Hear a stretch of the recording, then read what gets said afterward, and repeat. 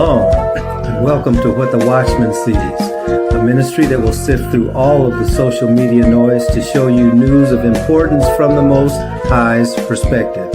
As watchmen, we are here both to warn of dangers and give biblical answers for dwelling in the secret place of the Most High during these times of confusion. Tell your family and friends to like, share, and subscribe as we delve into what Yahweh has for us, the apple of His eye. Let's get to work. Shalom, everyone. As promised, we are going to be spending this next few days talking about the last of the fall feast, and it's called Sukkot. It's a seven-day time of feast, and then on the eighth day it concludes. So what we're going to do first is just to read what the scriptures say about it, and we're going to be going to Leviticus chapter 23, and we're going to start reading at verse 33. But before I actually begin the reading, if you go all the way to the beginning of Leviticus chapter 23, the title there is Feasts and Sabbath. Basically, the feast days that are spoken of in Scripture are more like the times that the Most High wants His people to meet either with Him or on behalf of what their relationship with their Creator is. So they're called feast days in that sense. Sometimes during the feast days, food is actually involved, and we're going to be talking about that too. As I mentioned, we're going to be taking this entire 7 days to specifically look at the Feast of Booths, or Sukkot. So that's what leads us to verse 33. We'll start there. The title is the Feast of Tabernacles. Leviticus chapter 23, starting at verse 33. And Yahweh said to Moses, "Speak to the Israelites and say, on the 15th day of the 7th month, the Feast of Tabernacles to Yahweh begins, and it continues for 7 days. On the first day, there shall be a sacred assembly.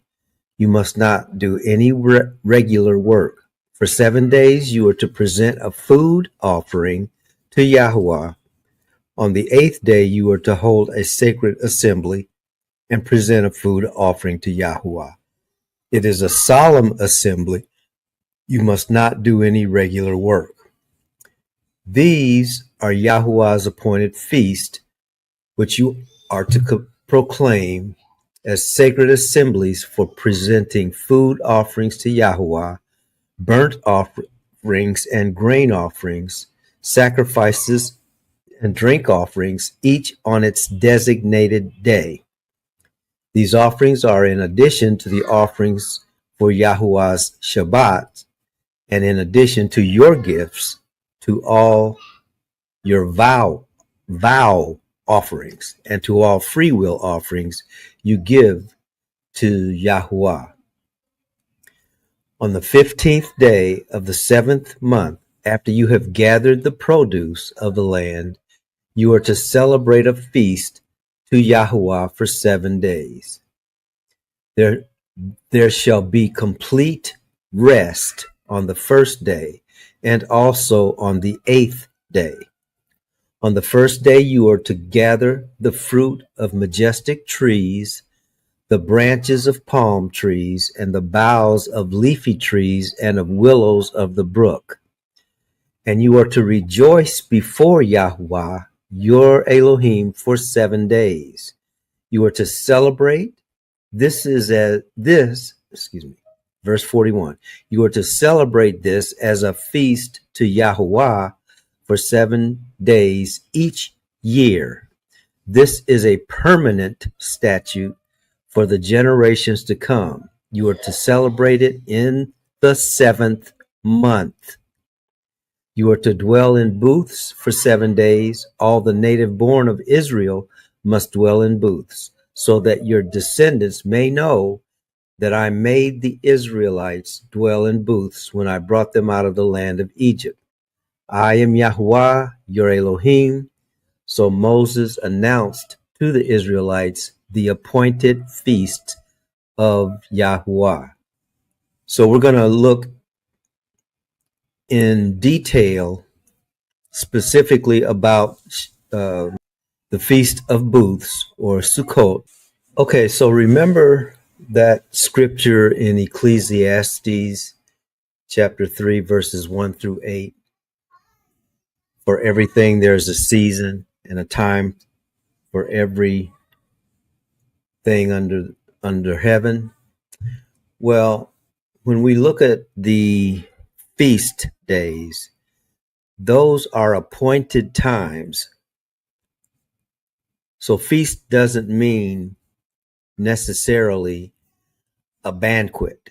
It means a time appointed by the Most High for his people to be in remembrance of the relationship that they have with him, had with him, have with him, and will continue to have with him.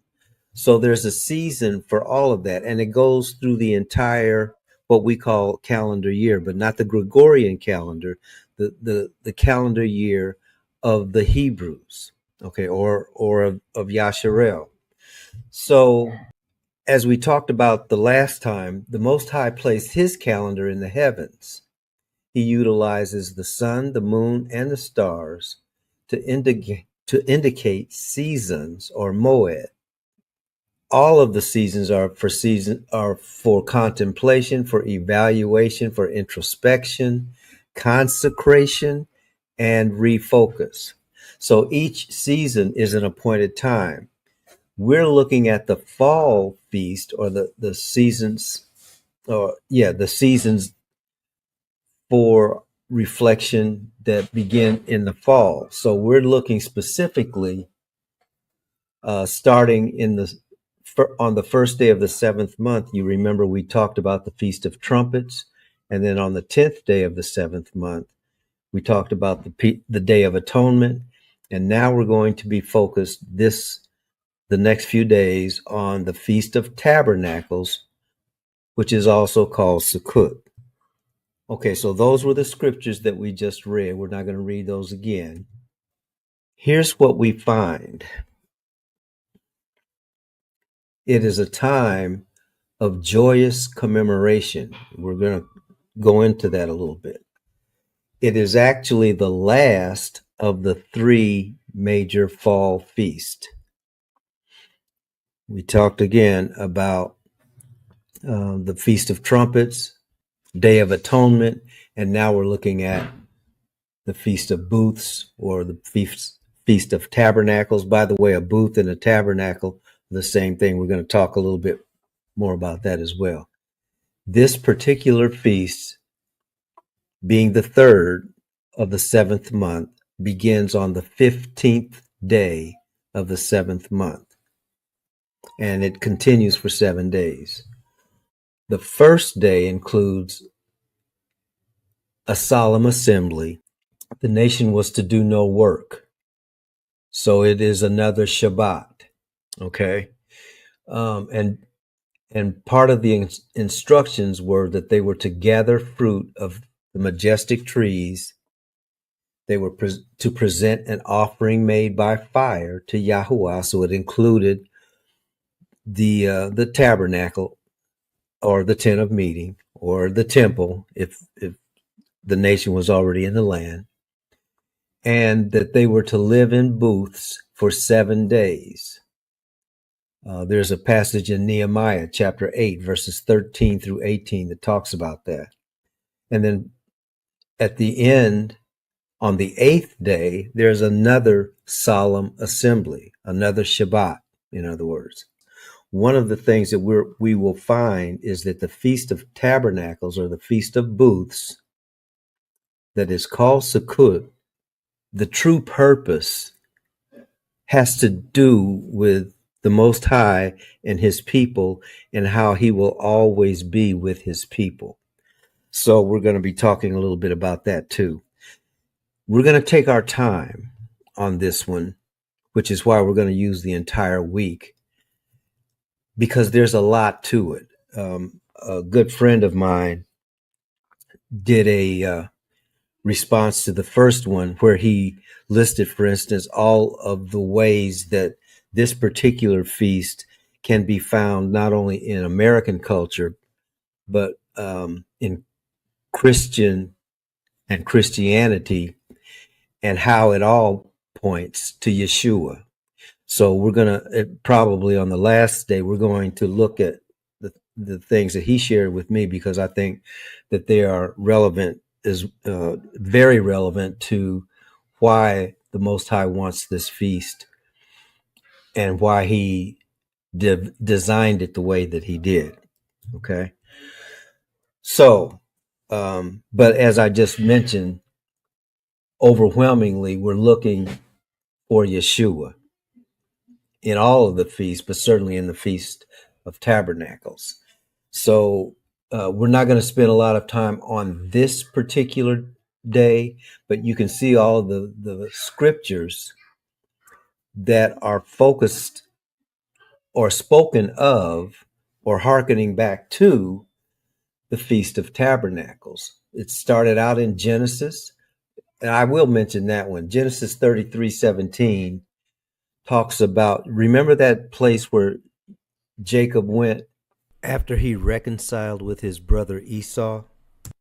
It was a literal place, okay? When the children of Israel first came out of Egypt, their first destination was Sukkot.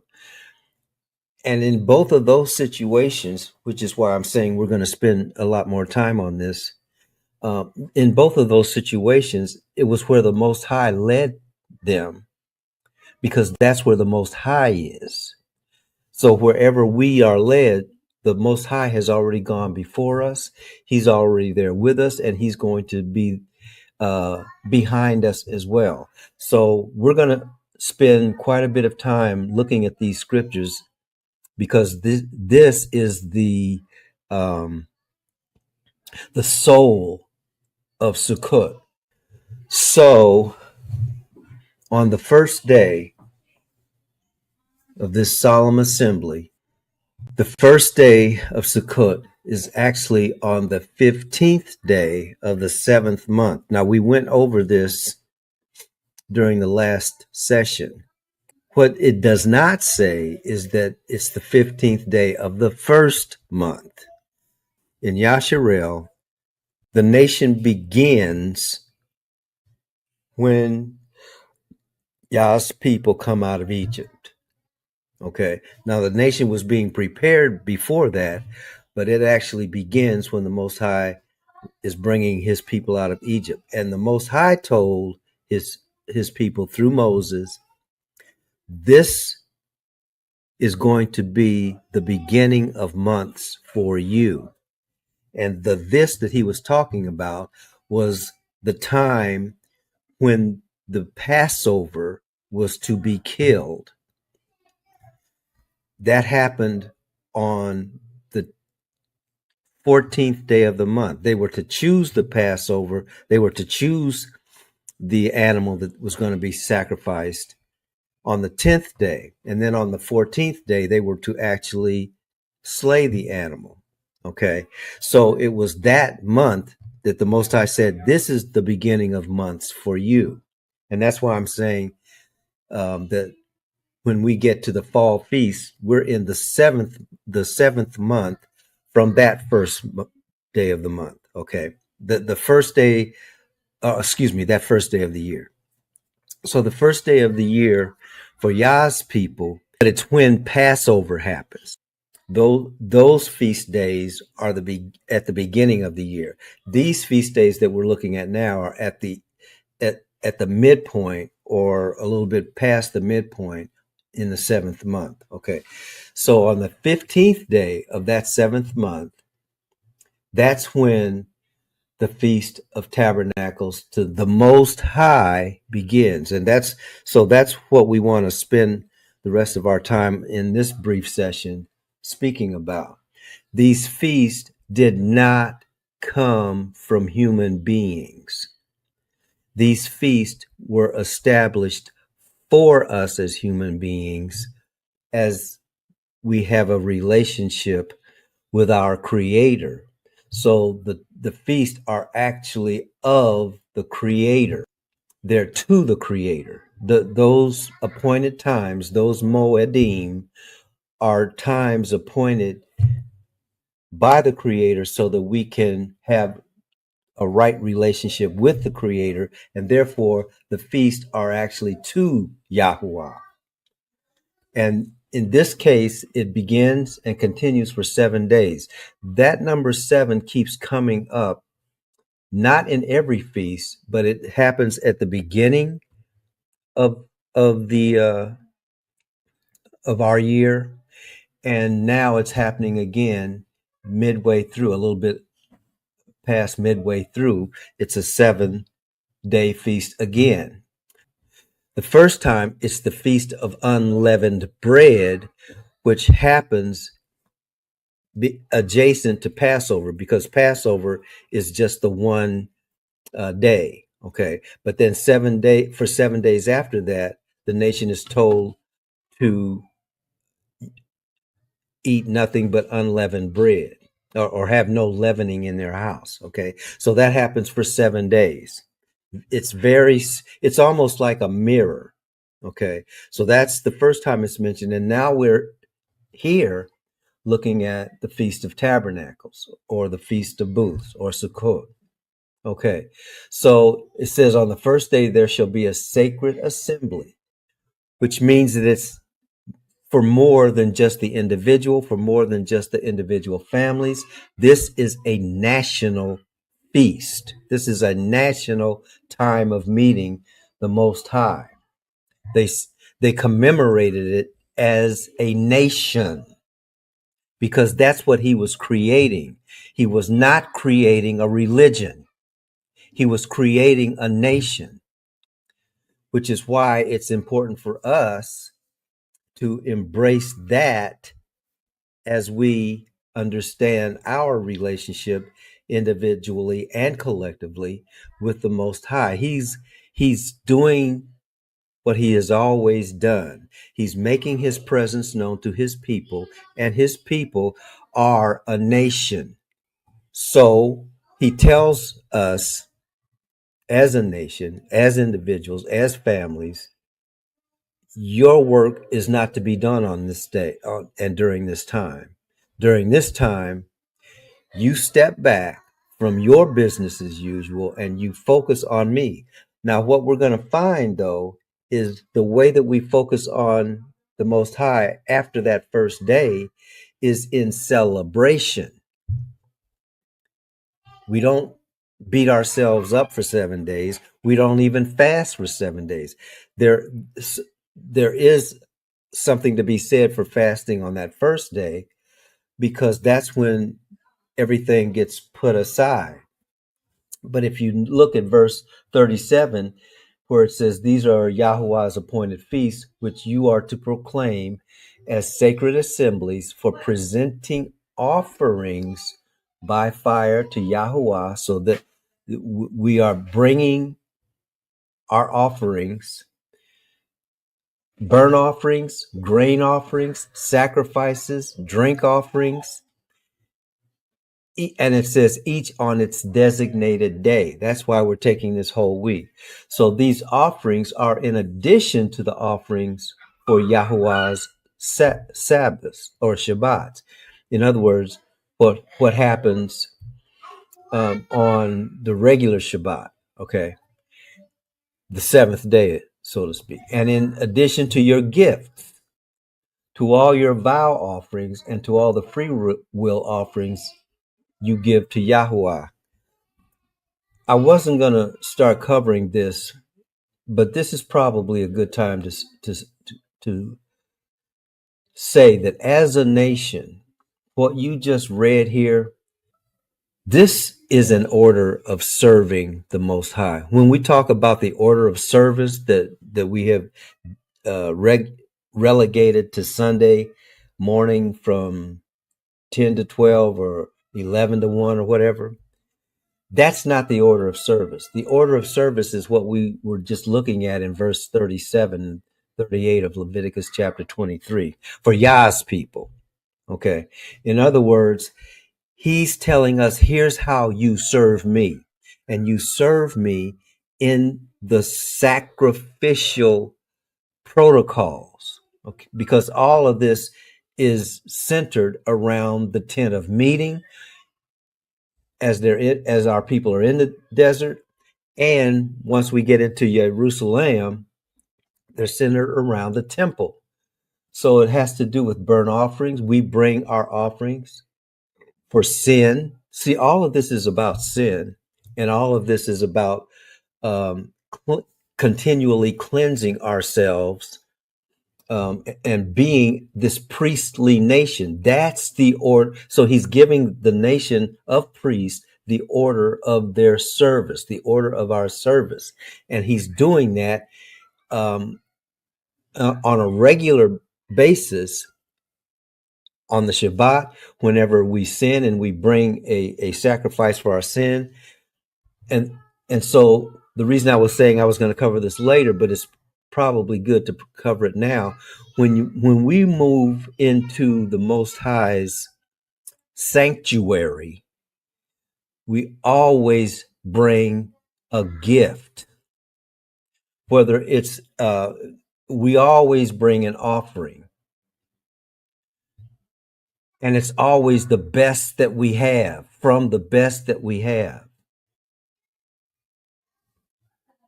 So he takes us at our best, and then he sanctifies that.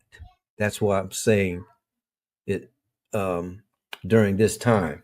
So the feast days are in addition to all of that, but they include all of that. And that's where we're looking at, and that's how we're looking at the Feast of Tabernacles. So it says, on the 15th day of the 7th month, after you have after you have gathered the produce of the land, you are to celebrate a feast to Yahuwah for 7 days. So part of the celebration or commemoration is gathering in the produce of the land. During this particular season, the land has already been harvested. As a matter of fact, if you've heard of the former rain and the latter rain, okay, so there during this particular month, the prayer is for rain so that we will have a bountiful harvest because we've already harvested.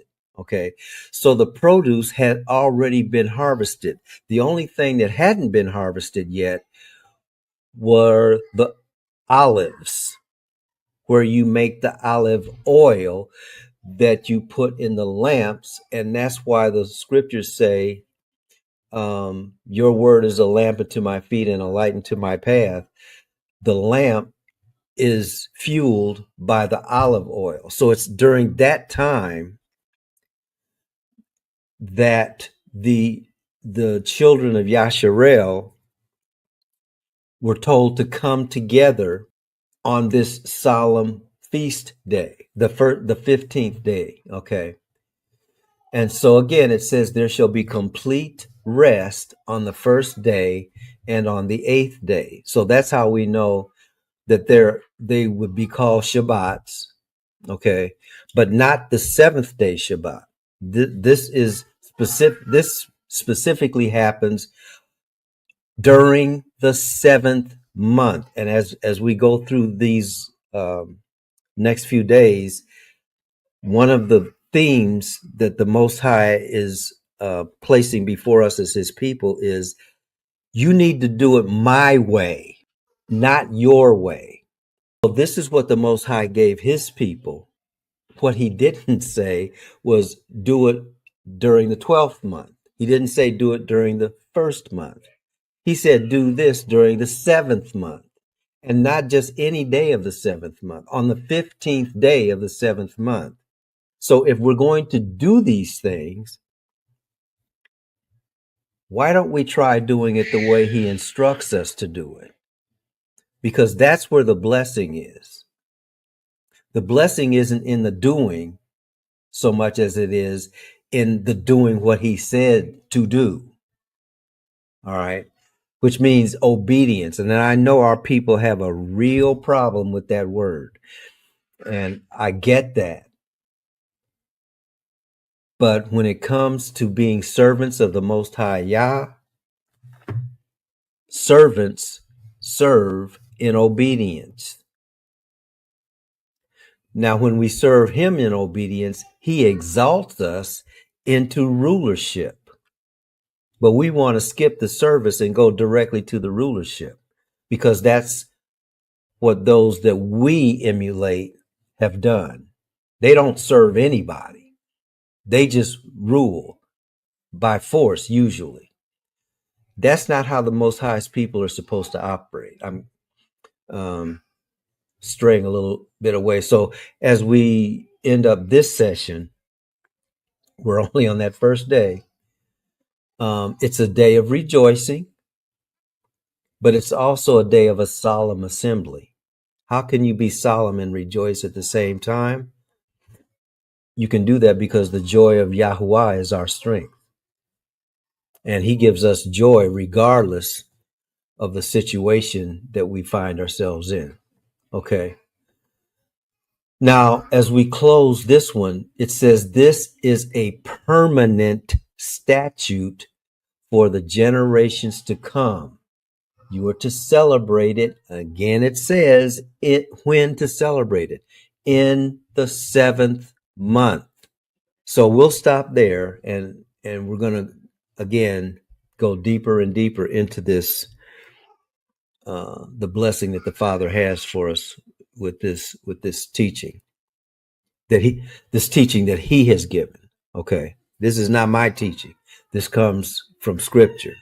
But we are going to look at how other people who have digested this better than me have presented it, because the whole purpose is for the Most High's people to understand that there is a way that he has given us, the way of life that he has given us.